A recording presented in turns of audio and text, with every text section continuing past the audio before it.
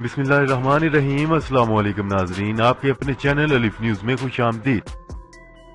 حکومت کے خاتمے تک جنگ جاری رہے گی۔ مولانا فضل الرحمان نے حکومت کے خلاف نہ ختم ہونے والے احتجاج کا اعلان کرتے ہوئے کہا ہے کہ اب ان کی یہ جنگ حکومت کے خاتمے تک جاری رہے گی۔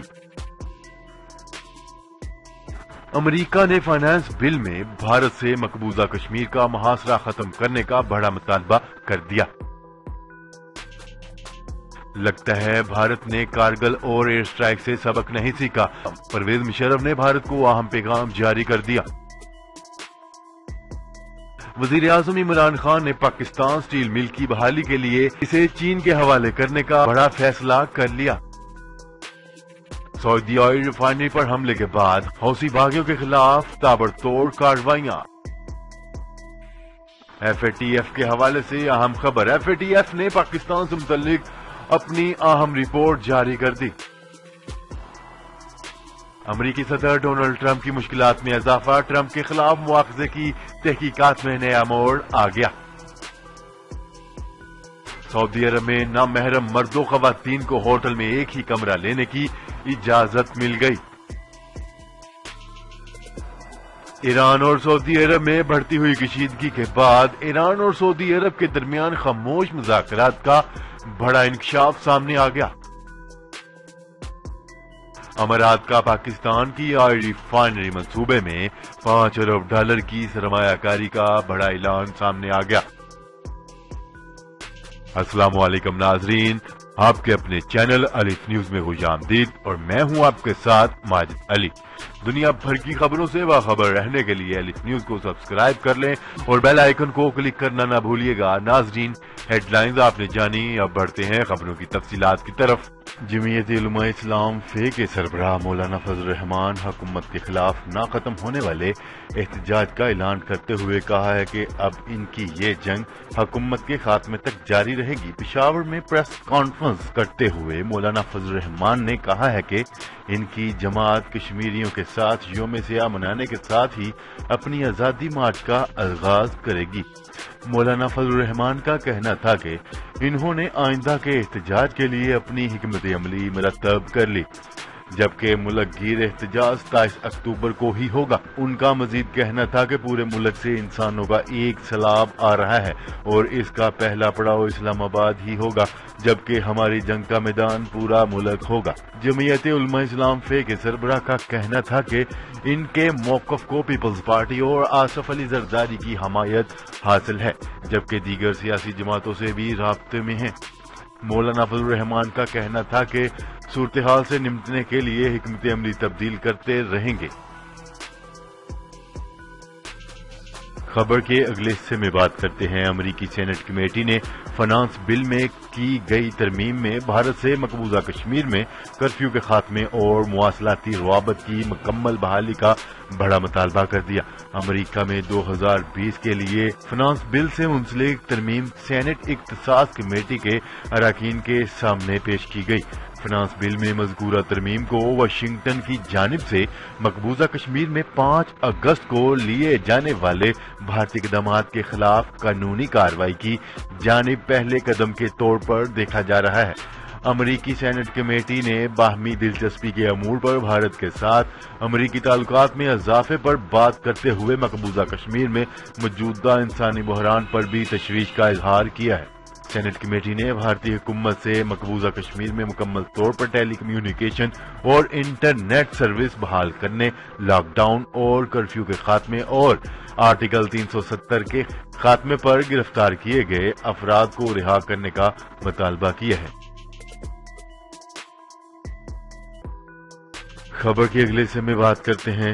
سابق سربراہ جنرل ریٹائرڈ پرویز مشرف کا کہنا تھا کہ بھارت کی جانب سے دھمکیاں دی جا رہی ہیں، پاک فوج نے چوڑیاں نہیں پہن رکھی، شاید بھارتی فوج کارگل جنگ بھول گئی ہے۔ پرویز مشرف کا کہنا ہے کہ ہمارے وزیر اعظم بار بار آپ کو امن کا پیغام دے رہے ہیں، ہماری مدد کشمیری بہن بھائیوں کے ساتھ ہے، ہم چاہتے ہیں اس مقام تک نہ پہنچے جہاں پر پھر آپ کو سبق سکھایا جائے۔ ان کا کہنا تھا کہ انڈیا نے کارگل اور ایئر اسٹرائیک سے سبق نہیں سیکھا، ہم اپنے خون کے آخری قطرے تک لڑیں گے۔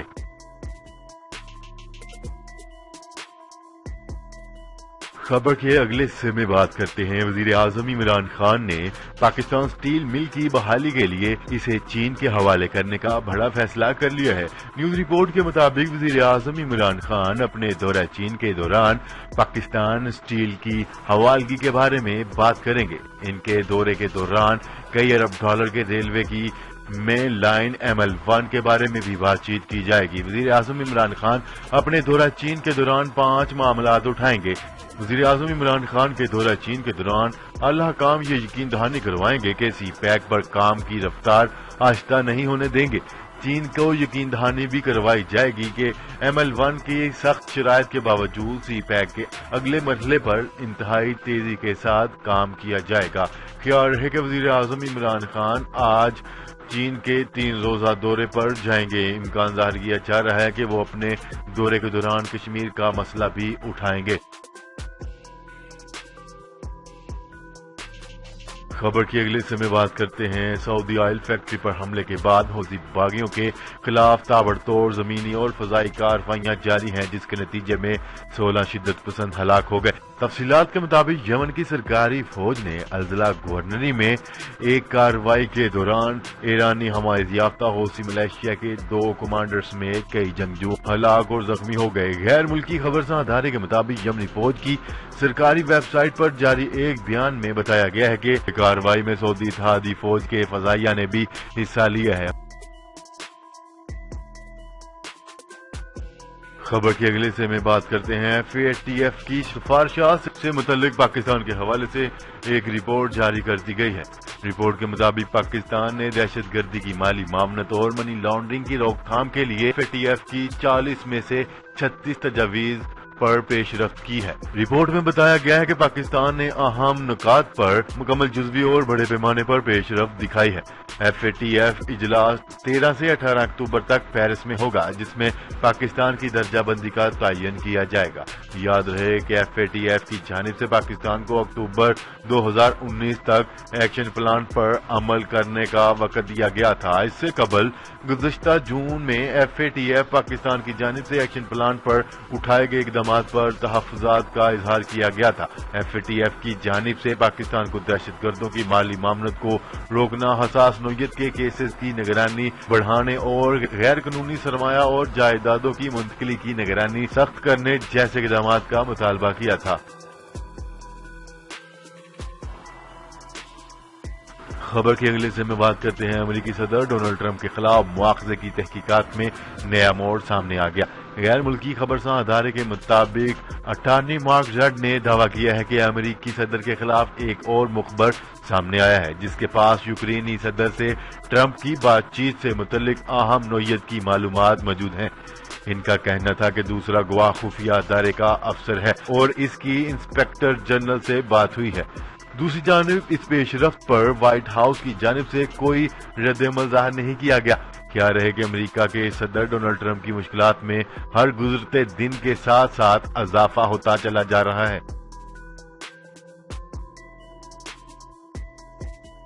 خبر کے اگلے حصے میں بات کرتے ہیں۔ سعودی حکومت نے غیر ملکی نامحرم مردوں و خواتین کو ہوٹل میں ایک ہی کمرہ لینے کی اجازت دے دی ہے۔ نئے قانون کے تحت اب کوئی بھی غیر ملکی مرد یا خاتون کرائے پر ہوٹل لینے کے بعد اپنے ساتھ کسی بھی نامحرم کو ساتھ رکھ سکتی ہے۔ سعودی عرب نے گزشتہ ماہ غیر ملکی خواتین کو عبایا پہننے سے بھی آزاد قرار دے دیا تھا۔ سعودی حکومت نے سیاحت کے لیے یہ اقدامات کیے ہیں۔ خبر کے اگلے حصے میں بات کرتے ہیں۔ ایران اور سعودی عرب کے درمیان خاموش مذاکرات کا انکشاف۔ امریکی اخبار کی رپورٹ کے مطابق مذاکرات اگرچہ بلا واسطہ ہیں، لیکن اس کے باوجود اسے شاندار پیش رفت کہا جا سکتا ہے، کیونکہ چند ہفتے قبل ہی الزامات اور سخت بیانات کی شدید جنگ جاری تھی اور سعودی عرب کی تیل کی تنصیبات پر حملہ ہوا، جس کے بعد صورتحال تیزی سے بگڑتی نظر آئی۔ دونوں ملکوں کے درمیان مصالحت کے خطے بھر میں دور رس مثبت اثرات مرتب ہوں گے۔ نیو یارک ٹائم کی رپورٹ میں بتایا گیا ہے کہ 14 ستمبر کے حملے کے بعد امریکی صدر ڈونلڈ ٹرمپ کی جانب سے ایران کے خلاف کارروائی سے انکار کے بعد ہی سعودی عرب نے مسئلہ حل کرنے کے لیے اپنی کوششیں شروع کر دی تھی۔ خیال رہے کہ پاکستان اور عراق کے سینئر عہدیداروں نے بتایا ہے کہ سعودی ولی عہد شہزادہ محمد بن سلمان نے دونوں ملکوں کے وزراء اعظم سے کہا ہے کہ کشیدگی کے خاتمے کے لیے ایران کے صدر سے بات کریں۔ خبر کے اگلے اور آخری حصے میں بات کرتے ہیں۔ پاکستان میں متحدہ عرب امارات کے سفیر کا کہنا ہے کہ متحدہ عرب امارات سال کے اختتام میں پاکستان میں آئل ریفائنری کے منصوبے میں $5 ارب کی سرمایہ کاری کرے گا۔ انہوں نے کہا ہے کہ ابو ظہبی کی متبادلہ پیٹرولیم کمپنی پاک عرب ریفائنری لمیٹڈ پارکو اور او ایم وی کے درمیان $5 ارب کی سرمایہ کاری ہوگی۔ جی تو ناظرین، آج کے لیے اتنا ہی۔ مزید خبریں لے کر بہت جلد آپ کی خدمت میں حاضر ہوں گے۔ تب تک کے لیے اپنا خیال رکھیے گا۔ اللہ نگہبان۔ پاکستان زندہ باد۔ پاکستان آرمی پائندہ باد۔